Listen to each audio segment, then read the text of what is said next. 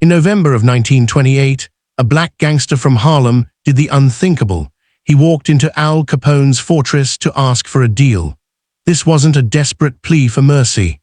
It was a calculated business proposition delivered with a steadiness that belied the sheer insanity of the act.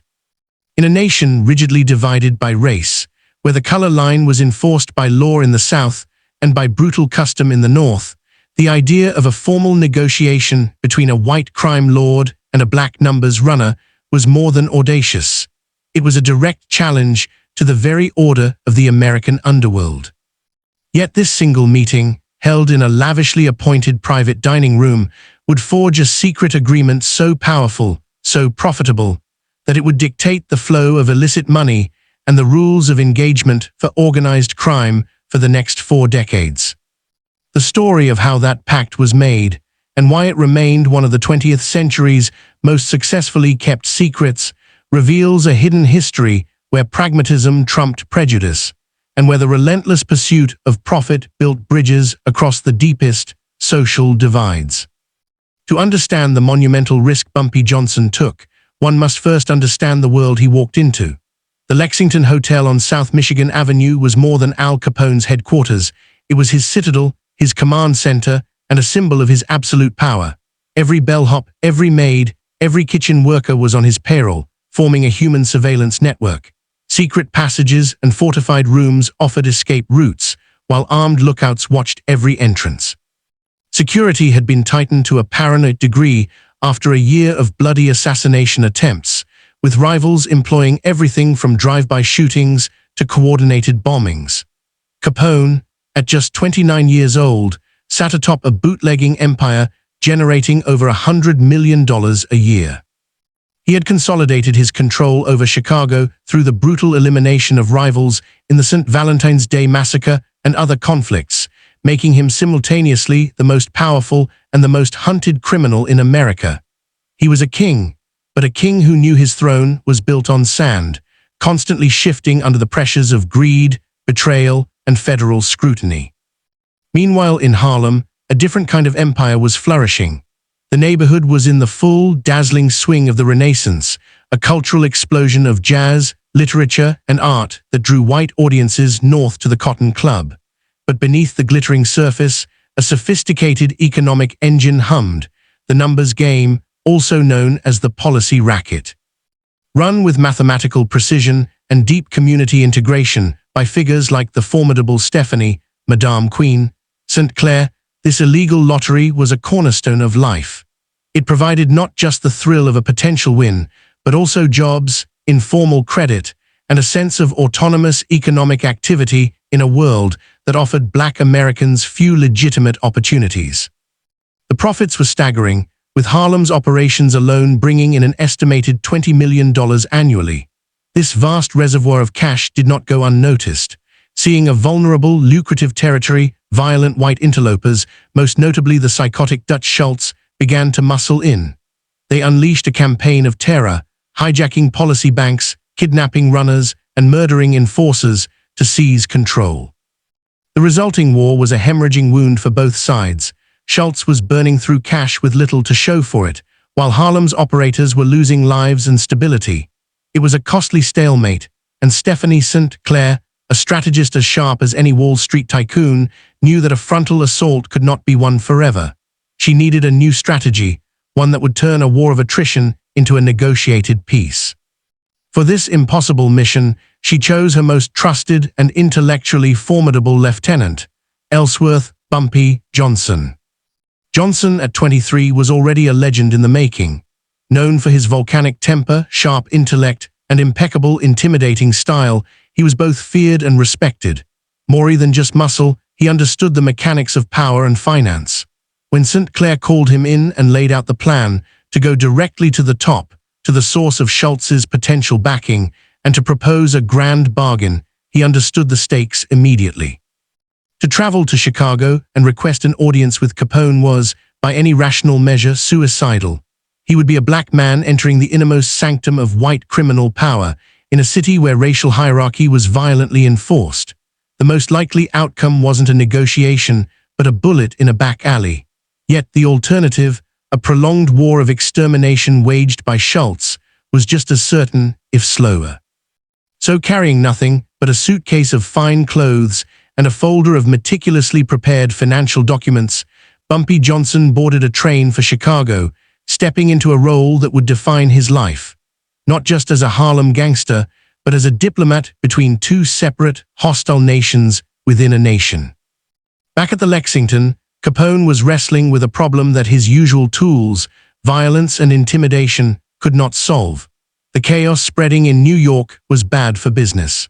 Unsanctioned wars attracted the attention of federal prosecutors and newspaper headlines, which threatened the delicate ecosystem of bribes and political protection that kept his empire afloat. Furthermore, some of his own advisors, like the shrewd financial brain Jake Greasy Thumb Guzik, had begun to whisper a heretical idea. The future, they argued, wasn't in bootlegging. Prohibition was a doomed experiment, and when it ended, the river of alcohol money would dry up.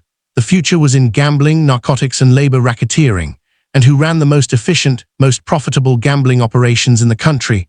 The black policy bankers of Harlem, Detroit, and Baltimore. Perhaps, Guzik suggested, there was more value in partnership than in plunder. Capone had initially laughed off the notion. You want me to make a deal with a colored gangster? Are you insane? But the logic, like a persistent drip, began to wear down his resistance. The financial reports didn't lie. So when the message arrived that an envoy from Harlem's Madame Queen was requesting a meeting, Capone, against all instinct and tradition, agreed. He was curious.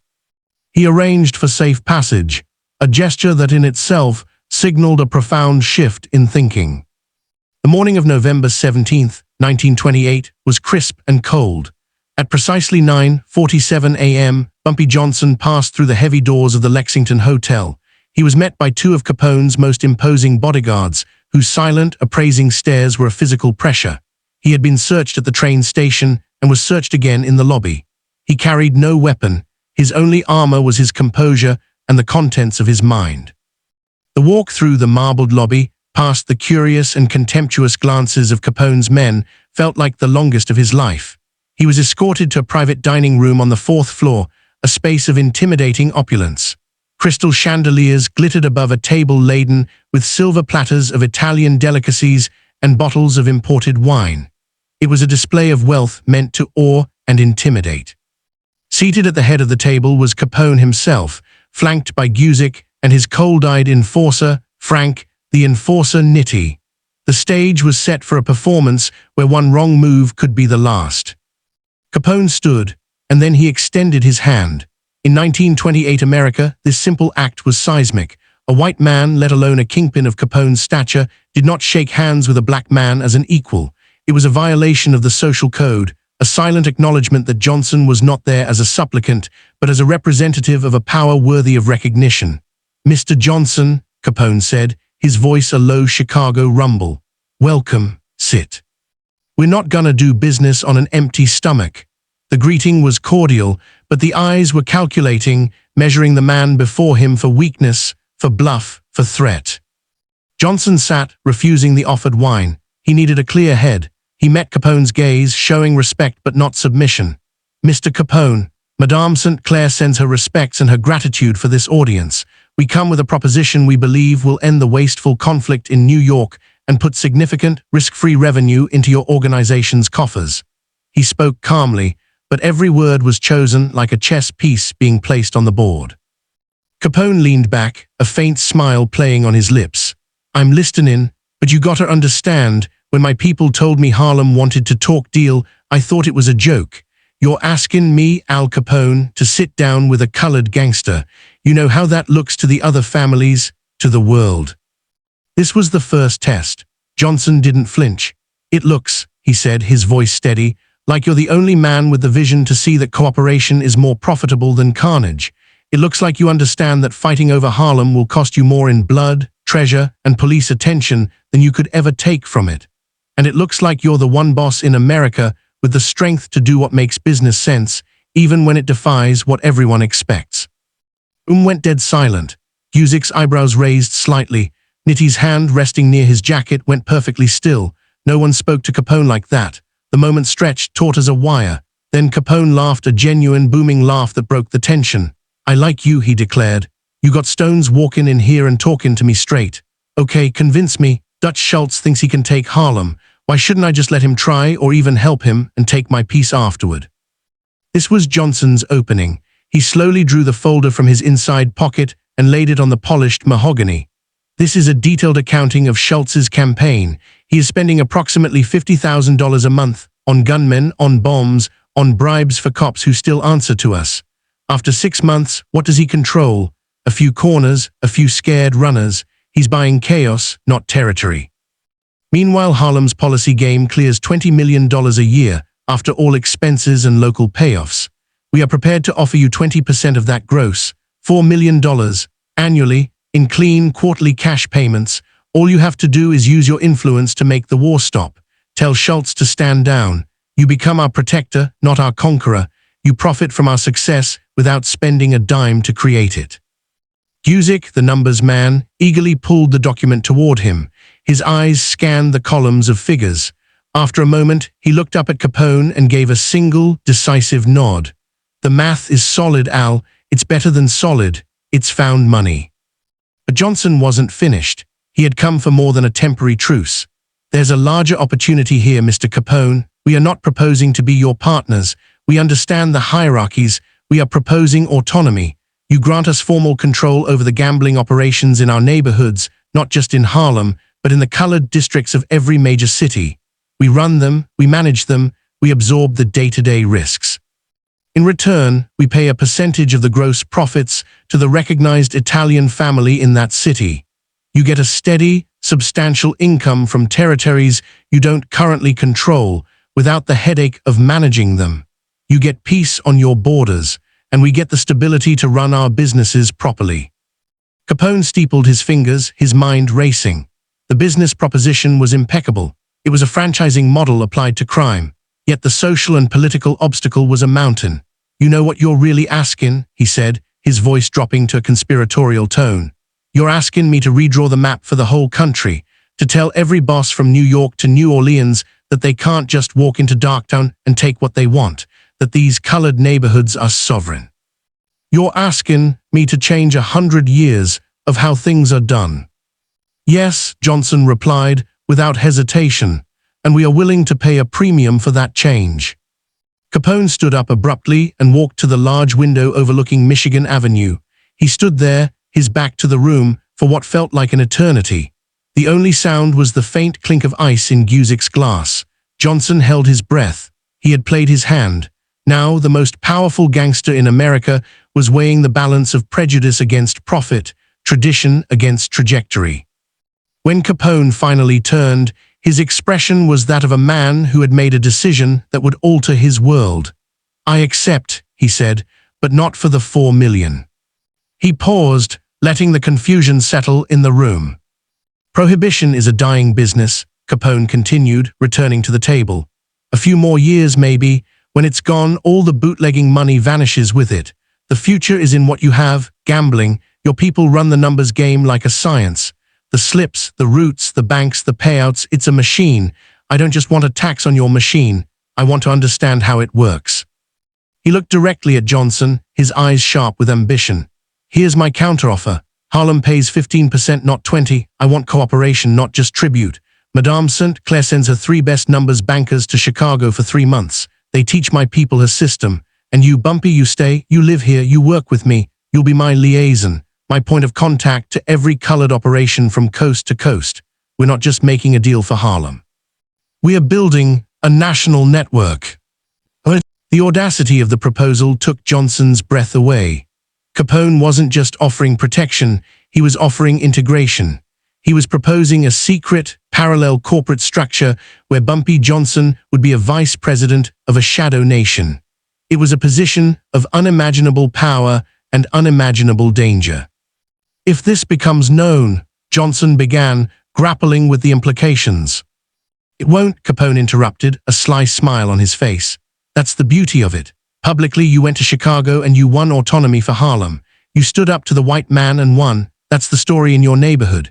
In my world, the story is that I've arranged for tribute from the colored districts and put a stop to a messy war. The real arrangement, the sharing of knowledge, the coordination, you working from this office, that stays between the people in this room. Everybody keeps their dignity, everybody gets richer, and the secret is what makes it work.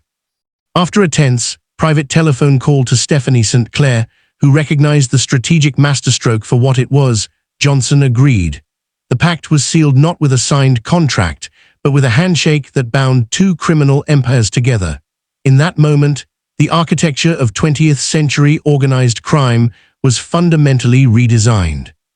The system they built was remarkably sophisticated, a testament to Capone and Johnson's shared understanding of organization. It functioned as a de facto constitution for the underworld.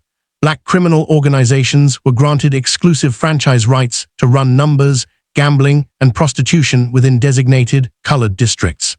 In exchange, they paid a 15% gross revenue tax to the presiding Italian crime family in their city. The Italian family, in turn, provided top-level protection. This meant using their superior political and police corruption to shield the operations from external law enforcement pressure, and crucially, to enforce the pact by disciplining any rival white gangsters, like Dutch Schultz, who tried to invade the territory.